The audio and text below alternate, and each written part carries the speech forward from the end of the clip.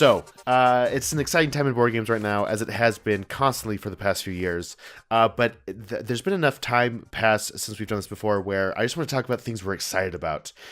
Games that's on our minds, Kickstarters if you want, or just things that are happening in the board game community that excites us. And I'm going to start off because I haven't heard my voice and I like the sound of my voice, so I'm just going to keep on talking. Oh, yeah. Keep going. Okay, so a game I'm excited about to play is Blitzball. Now, this is a game by Games Workshop, but I'm not going to go into a lot of details, mainly because I've never played it. I'm just excited about the premise of it. But Games Workshop big box games, I love them. I want to play all of them. They're just so stupid expensive. Yeah. Like, they're like over $100, but I mean, you totally get what you pay for in quality. I definitely don't doubt that.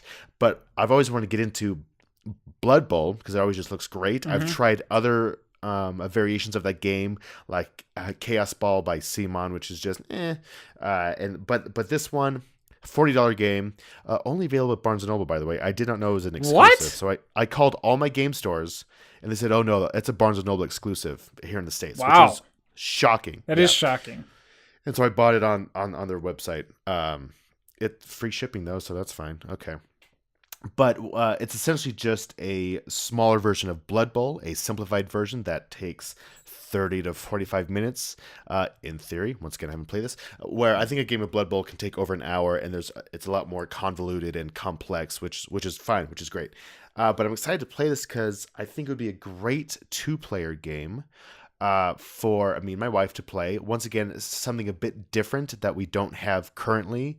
And I really want to get into a Games Workshop game. Sure. I have Space Hulk, okay? And I love Space Hulk. I still just haven't put the time in to really play that game. Now, I don't paint miniatures. That's not a thing that I do. If I had time, great. But I'd rather spend more time just playing games or something and money on games. But Space Hulk is fun. I still want to play that more. That's probably a game that I'd want to play over and over again consecutively.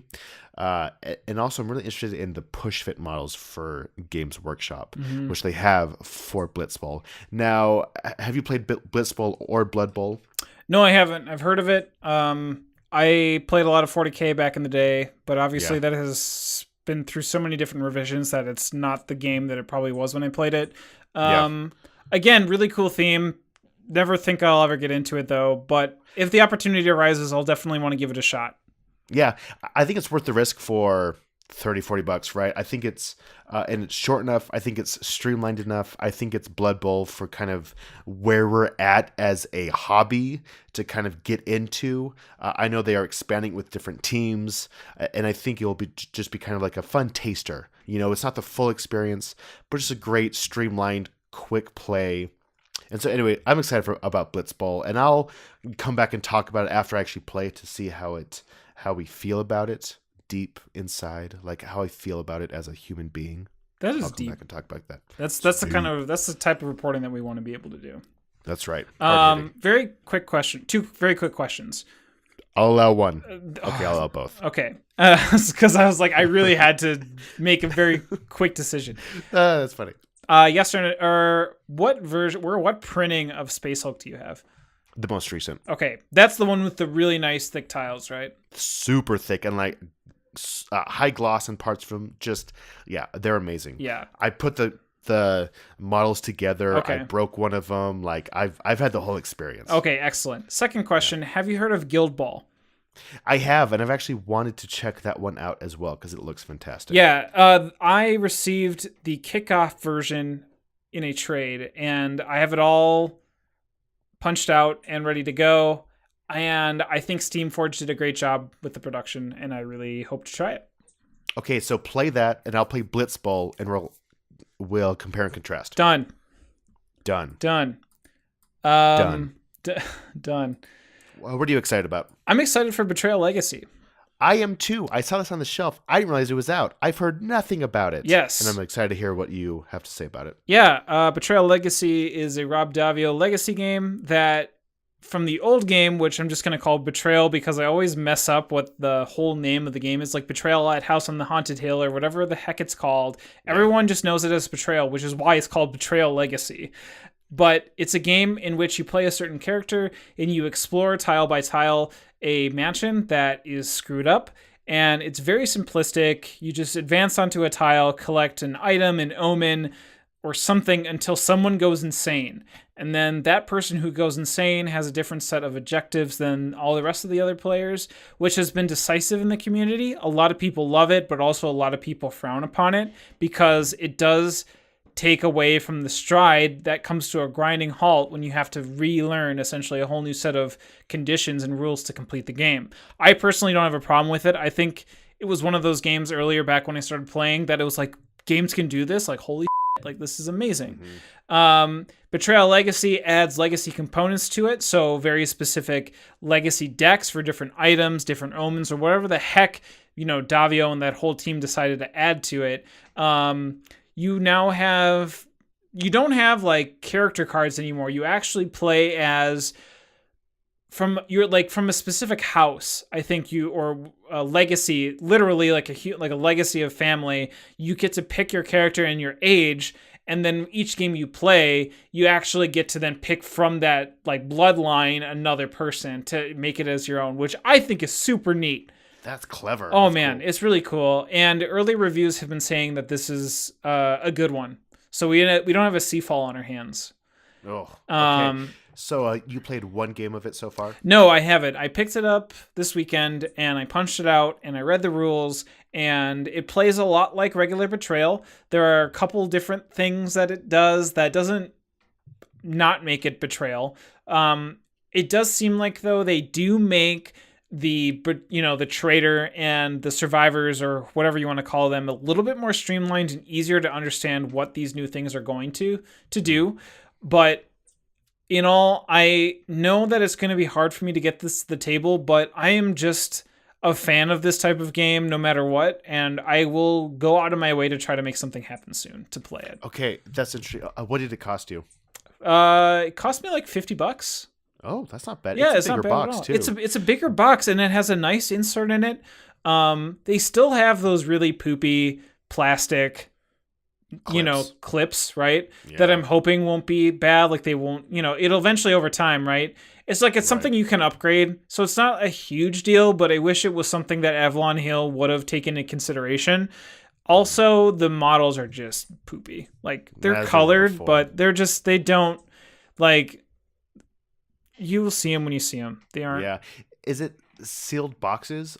Is there like stuff you unravel as you play? Good question. No, there's only one box, unless for some reason like the game pulls a magic trick and it's like, check up in your roof, like in the second drawer of your nightstand, right? Like unless something weird completely happens, it's just going to be like a few legacy decks and one envelope and one box, I think. And that isn't spoiling the game. That's just what it is when you open that's fine.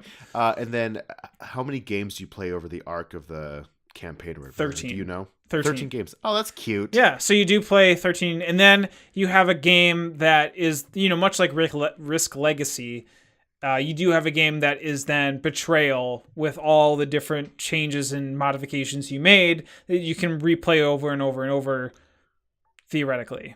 That's cool. Yeah. Hey, speaking of 13, do you know which episode number this is? It's 13. It's 13, It's man. 13, lucky like number meant to be. 13. It is meant to be. So Okay, that's interesting. I'm going to check it out because we were actually disappointed that we don't have this game for Halloween. My wife wanted to play it, but I sold my copy like 2 years ago. Oh, yeah, like great an Halloween idiot. game. Great Halloween Yeah. game. So I just wonder if I should pick Betrayal Legacy up or Betrayal. I don't know. Honestly, I think we'd play Betrayal like once or twice a year, and so maybe just the normal version, or make an effort to kind of play a campaign game. I think get the legacy game. I think you'll get hooked. I think they really took the game that it was and I think made it better. Do you know how many people can play? 4 or 5. 2 to okay. Wait, 3 to 5. 3 to 5. Definitely 3 to 5. Yep. So our next campaign that I'm gonna run though is Rise of Fenris. Sure. For Scythe, and I need one for after that. So this. Well, this is very then interesting. wait on it, I guess.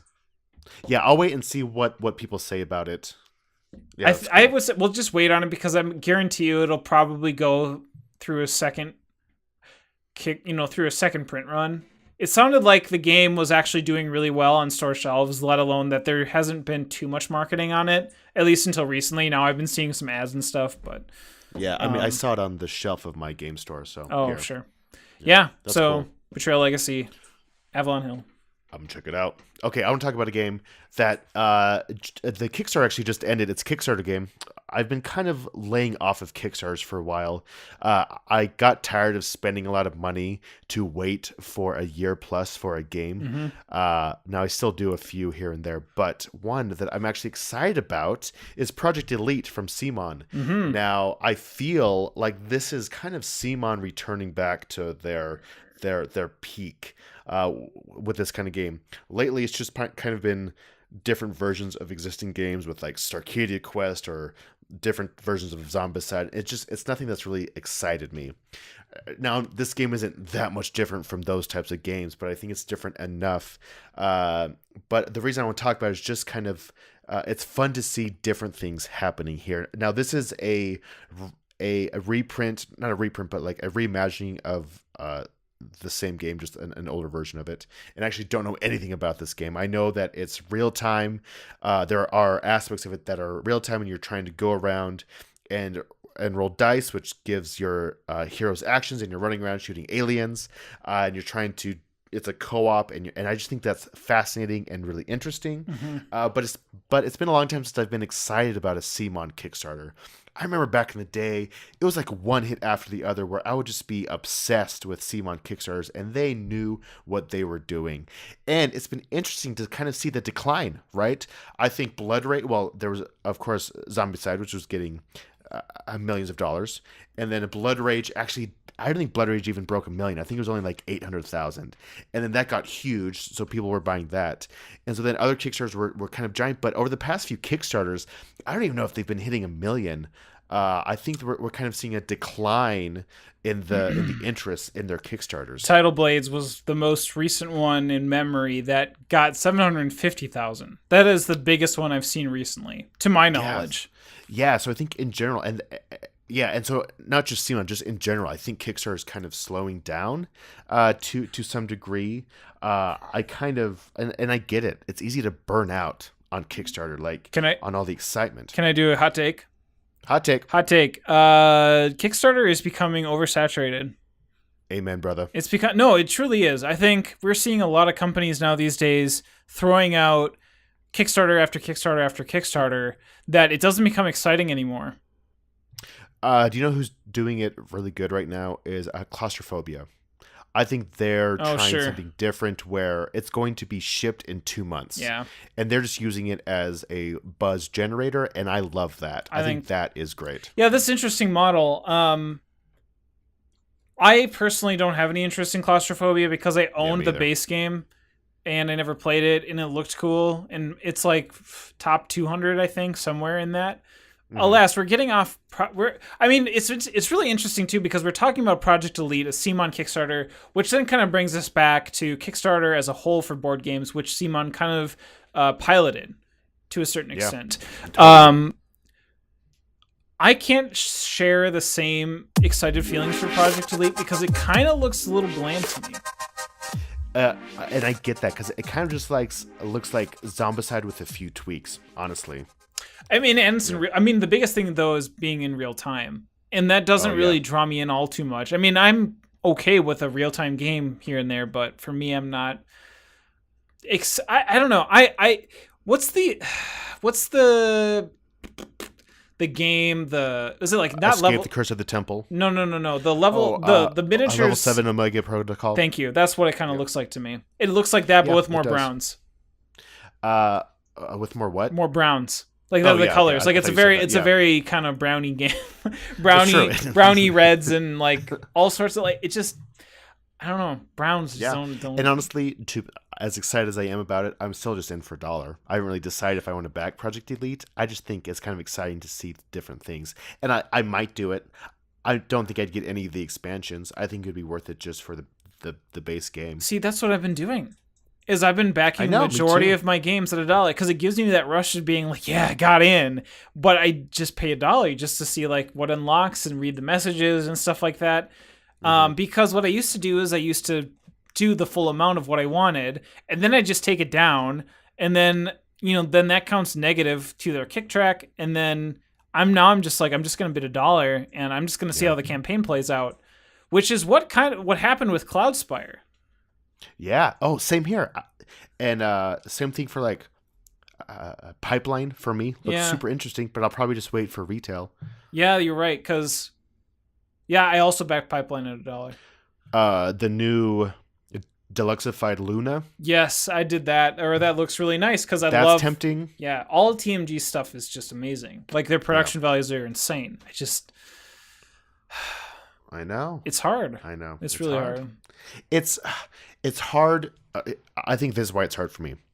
It's hard to be forced to spend this. Not forced is not the right word, of course, but like if you want everything, you have to spend your money within this time frame. And I think that kind of is not a great way to approach this hobby, to be pigeonholed into spending this amount of money if you want to get everything, rather than waiting till it comes out and seeing how it's received and then making an educated guess that way. Mm-hmm. It's kind of forcing your hand to make an uneducated guess, which I just kind of got sick of, right? I mean, I've never felt like I backed a complete flop. I've really enjoyed games that I have backed in the past, and I think I'm fortunate in that way. But like if someone's just coming in, like there's this arc of a board gamer where they just become obsessed and they just want to get everything and put all this money into it. And I think that can backfire. Oh, absolutely. Yes. Yeah. I think we've both been through it, and I know people that have also done it as well too. And I know a lot of people are now dialing back. And again, too, it's just, the type of game that needs to come out there just needs to be on another level. Yeah. Like Tidal Blaze, I think, was on another level. Most recently. However, you do get little gems here and there. I want to say the Estates, I don't think ever did anything blowout, but that game is amazing. Yeah, that's the thing. I think that's what happened with Blood Rage too. Like people weren't expecting it to be such a hit. I mean, their newest Kickstarter coming up is the digital version of it. Yeah, and it does have a few new new molds for the Kickstarter exclusive miniatures and things like that, which I'll be really interested to see how well that does. But I don't know. Here's the thing. I was like, ooh, new miniatures. Then I'm like, I don't own that game anymore. I was like, I'm like so in for this. And then I was like, I don't own Blood Rage anymore. Yeah. I'm going to check it out though. I could dig a digital version of that game. I try with digital versions, but I never play them. I download them and like, oh, this would be great to play with people online. And I never do. Like there's a Scythe version coming out, or I think it's already out. It is already out. But I think there's going to be a version for the tablet as well. But I get it. I get it. I totally understand. We're connecting on a sub-mental level here. Yep. I get it. Anyway, Project Elite and the status of Kickstarter. Boom. This game that I'm going to talk about next has, I think, been talked about to death, not only through our channel, but multiple avenues of different media outlet sources, which is Keyforge Call of the Archons, which officially, as of the time of this recording, is going to be released this Thursday, which is kind of an awkward day to do a release, but I'm not Fantasy Flight. So whatever. You do you, Fantasy Flight. I support you. And I'm not going to get too much into Keyforge. I want to talk about it briefly because I did have the opportunity to attend the pre-release, and I did have a number of games played over this weekend. So I do have a sense of what this game is like and can give my thoughts on the game. So Keyforge, as you know, when you buy a deck of 37 cards, that deck will have a randomly generated name and series of cards from the houses that exist in that game. And then that deck becomes yours. You love it. You tend to it. You have it grow up to be a fine young gentleman or lady that you can be proud of and will come visit you when you are dying in the hospital. Alas, Keyforge... That got real heavy for a second, by the way. That got real. The flow of consciousness here, super dark. But the pre-release, very quickly, not only did Fantasy Flight throw a pre-release party, but other not Fantasy Flight venues, but other friendly local game stores got pre-release kits that gave out pins, lanyards, a glossary card for what you can do in certain key terms, and a example of an Archon deck that you will be able to purchase for the retail value of $10. And all in all, this is a good game. I like it.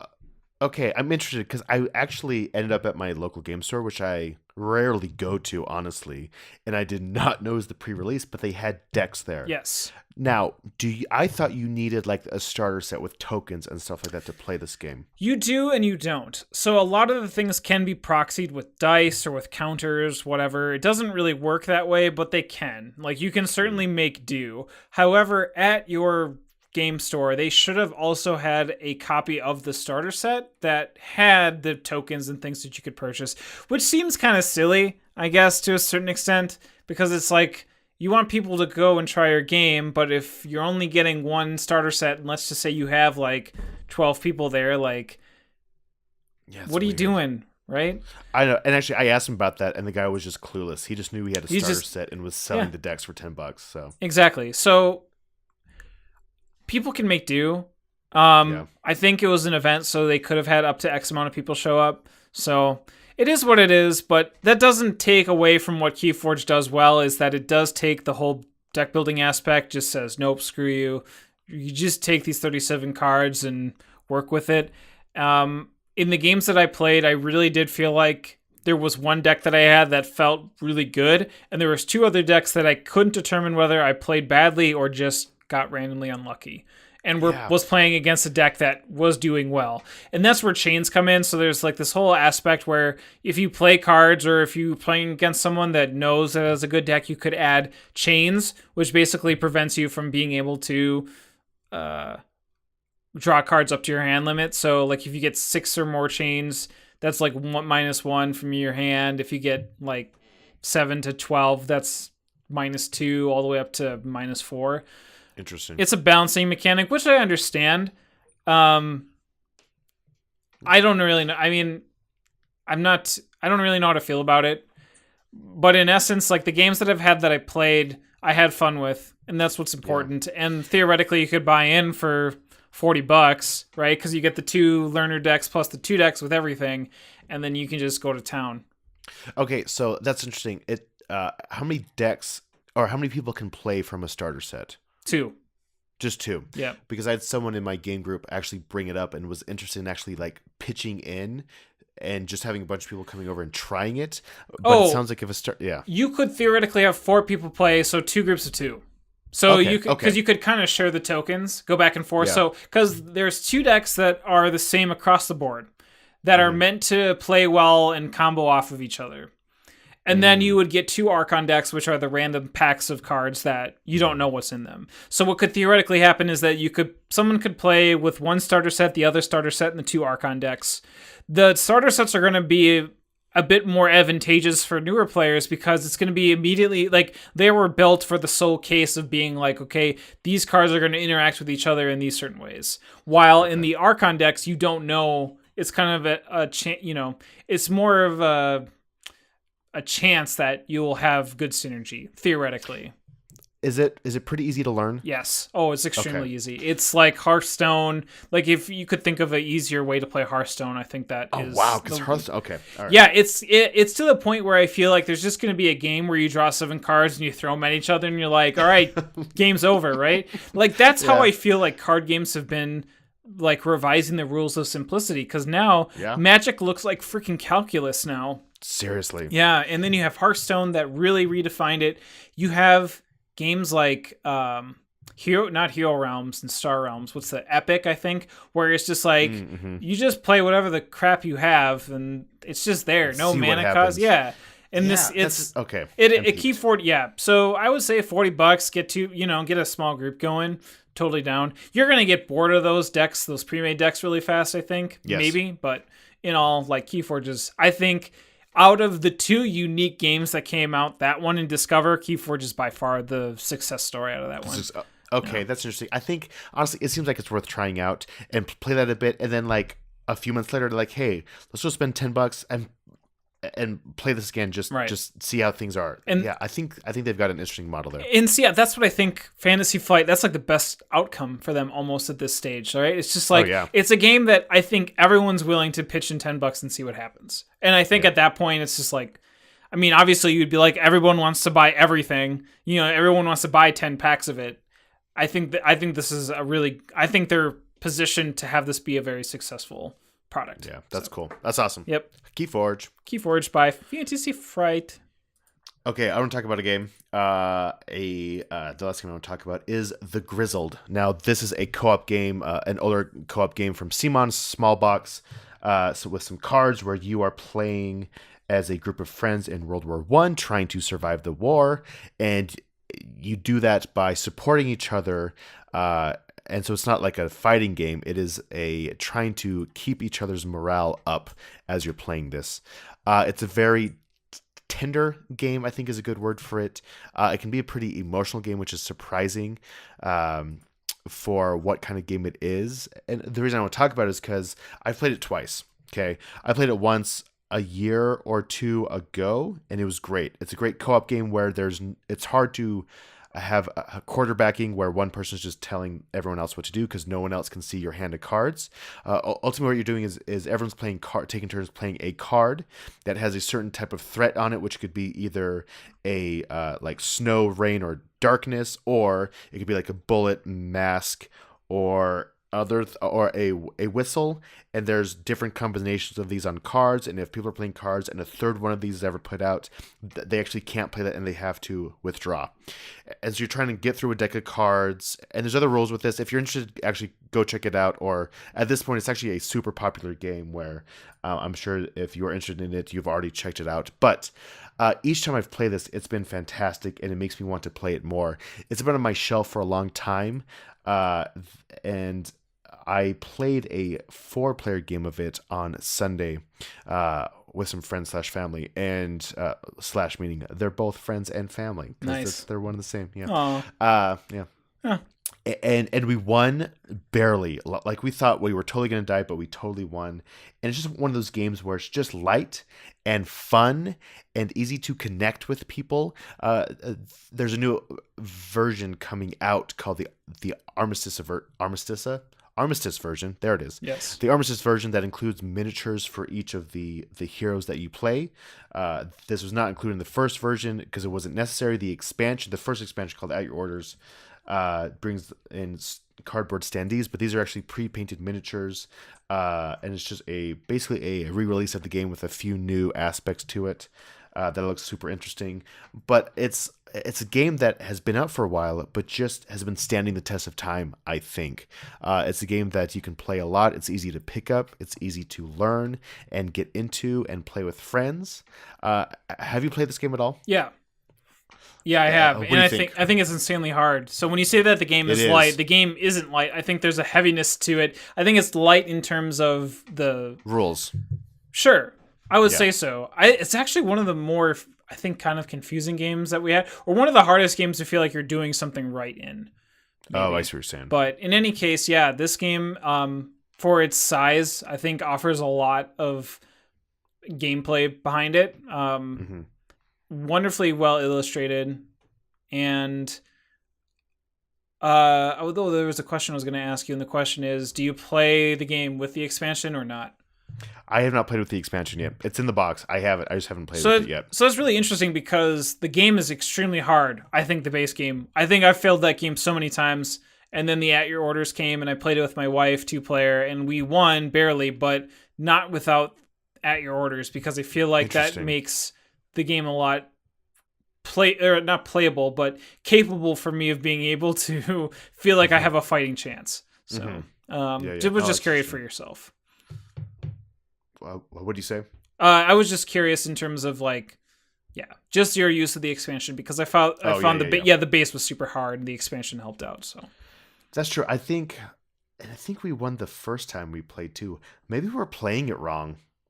It's quite possible because the game is. I feel like the game is insanely hard, and that it really feels like you do have to be in sync and use your coffee and you're at the rally to get behind and win. I don't know. Who knows? I mean, maybe you could also be a better game player than I. That's all possible, but not really. I'm better than you. That's totally possible. Anyway, it's a fun game. I think it will stand the test of time. I think this new version will kind of help bring it back into focus a bit. I think it's good. Anyway, The Grizzled by Simon. The last game that I want to be able to talk about is a game that's already out. It came out at the end of October, and it's Neon Gods. So excited to hear about this. Yes, Neon Gods is the follow-up to City of Remnants by Isaac Vega, who we had in our podcast, almost like it was the summer. Ago? What? It hasn't been 2 months ago. 3 months ago? Oh, it's been a long time. It's been a long time. Yeah, it's been a long time. Again, this game is crazy just because when I had bought City of Remnants, seeing Isaac's name on it, they literally announced Neon Gods the next day. And so then we were also able to have him on. So it's just like this flurry of everything kind of happening when it was supposed to, when all this kind of came about. And Neon Gods, I think, does justice in making the improvements to Neon Gods makes City of Remnants the game. I think it was not meant to be, but I think it definitely takes City of Remnants and shores up a lot of things that kind of made it drag on a little bit, in my opinion, and makes it a really cool game. I think it's safe to say that one of the compelling reasons to at least take a look at this game off the shelf is the fact that it has a wonderful cover. And it's beautiful. The fact that you're playing in a version of time that is 2009, and like victory points are blurb, and every character is unique and having a name and their own certain stats, and I think just really nails the aesthetic and the theme, and I want to say the joy, but like City of Remnants was a game that really was kind of bland, and we talked about browns, right? Browns, reds, and just like the illustration on the game again, it had like, it was not good. Like, sorry everybody there, but like the illustration definitely was not something to kind of really look at and, I don't know, not feel good about, but it's just it wasn't a good illustration. I'm trying to like beat around the bush. No, the illustration was terrible. I didn't like it at all. But the gameplay behind it, I think, had every single mechanic work well enough in order to be like, wow, there's really something cool here. Neon Gods is basically like, hey, remember City of Remnants and how stupid that whole theme was? Bam, let's make something really awesome and cool, and let's then take what made City of Remnants good. Let's just like, cut the fat. Let's be able to trim this up, and let's really make this kind of a Sleaner Leak, muscly. What other kind of things can I make? Just it's a fun game. I played it at 2 and 4. I really want to play this game more at the 3-player count. Play it again at 4. I found people turtling a little bit in a 4-player game. Everybody was kind of in their corner with like a little bit of like, I'm going to come over here, I'm going to come over there. A little bit of utilization of what are called tunnels, which are adjacencies that can kind of warp you throughout the map to kind of come in on the flank and be able to cause some people's day to be a little bit sad. But in essence, Neon Gods, I think, really does City of Remnants better. And I really hope people check this out. I think it's going to be a really underrated game. Unfortunately, Shut Up and Sit Down didn't like it as much, which I'm kind of sad about because they really like City of Remnants, and for some reason this didn't hit them in the right places, which is fine. Everybody can kind of feel the way that they feel. I think Neon Gods though I think does something well that I really like, and it's a game that I've been excited about. A whole separately away from having him on and knowing him personally, there's just something about this game, from the aesthetic to the gameplay, that I enjoy a lot and want to get on the table more. Yeah, I'm actually really interested in this game. I loved City of Remnants when I played it back in like 2012. I actually also heard that Shut Up and Sit Down podcast this today, and I actually don't listen to them a ton, but I did hear that today on the way home from work. And I find myself not really agreeing with a lot of their opinions. I think they're super harsh critics, which is good because there's so many games, and I think they're looking for perfection. But I'm still intrigued. I think this is a game I'm going to pick up just because I liked City of Remnants, and I think my game group would like to play this as well. It plays up to 4. Yes. Right? Is that right? Yep. It plays up to 4. Yep. Okay. Yeah. I'll check it out. Yep. Very good. Neon Gods by Planet Hack Games.